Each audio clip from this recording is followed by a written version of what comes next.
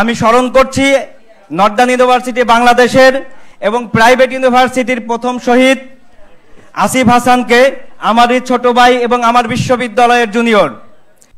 আসসালামু আলাইকুম। আপনারা সবাই কেমন আছেন? ধন্যবাদ জানাচ্ছি প্রাইভেট ইউনিভার্সিটি নিয়ে এত চমৎকার একটি আয়োজন। আমরা কি সবাই খুশি? সবাই একটু রেসপন্স করি। সবাই কি খুশি? আমরা কি ধন্যবাদ দিতে পারি? ওকে, আমার নাম মোশাররফ আদনান।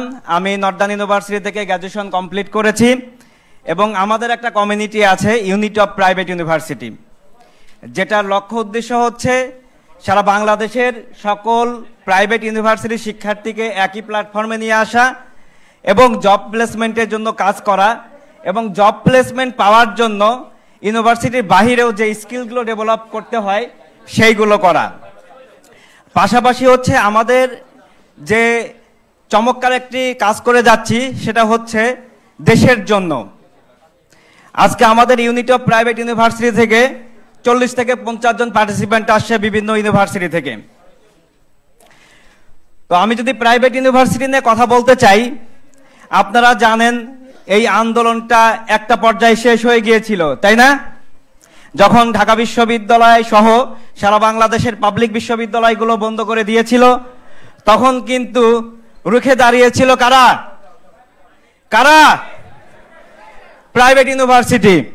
আমি স্মরণ করছি নর্দার্ন ইউনিভার্সিটি বাংলাদেশের এবং প্রাইভেট ইউনিভার্সিটির প্রথম শহীদ আসিফ হাসানকে, আমারই ছোট ভাই এবং আমার বিশ্ববিদ্যালয়ের জুনিয়র।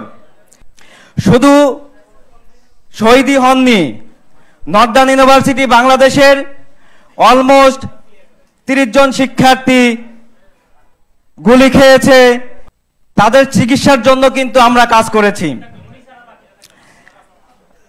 আমার কমিউনিটি এবং আমাদের প্রাইভেট ইউনিভার্সিটির শিক্ষার্থীরা একটা দাবি করেছে। এখানে সার্জিস ভাই আছেন, আরো বড় ভাই আছেন, যারা আছেন, আমার এক শিক্ষার্থী বলতেছে আমরা তো প্রাইভেট ইউনিভার্সিটিতে কাজ করি, বাট আমরা যে সম্মিলিত সারা বাংলাদেশের প্রাইভেট ইউনিভার্সিটি একটি জায়গায় গিয়ে আন্দোলন করব, সেরকম জায়গা কিন্তু নাই। তো শিক্ষার্থীদের ইচ্ছা এবং চাওয়া, কানাডিয়ান ইউনিভার্সিটির সামনে কিছু ফাঁকা জায়গা আছে, ওইখানে ঢাকা বিশ্ববিদ্যালয়ে যেরকম রাজু ভাস্কর্য রয়েছে, ঠিক এরকম প্রাইভেট ইউনিভার্সিটির যারা শহীদ হয়েছেন এবং প্রাইভেট ইউনিভার্সিটির যাদের অবদান রয়েছে তাদের জন্য একটি যদি কোনো স্থাপনা করা হয় তাহলে আমাদের জন্য ভালো হয়। এই জন্য কি আমরা রাজি আছি? আজকে আমার বক্তব্য শেষ।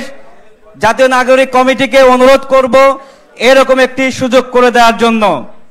আমরা কি চাই এরকম একটি জায়গা করতে চাই? সকলকে ধন্যবাদ, যারা অর্গানাইজ করেছে সকলকে ধন্যবাদ জানিয়ে আমি আমার বক্তব্য শেষ করছি। আসসালামু আলাইকুম।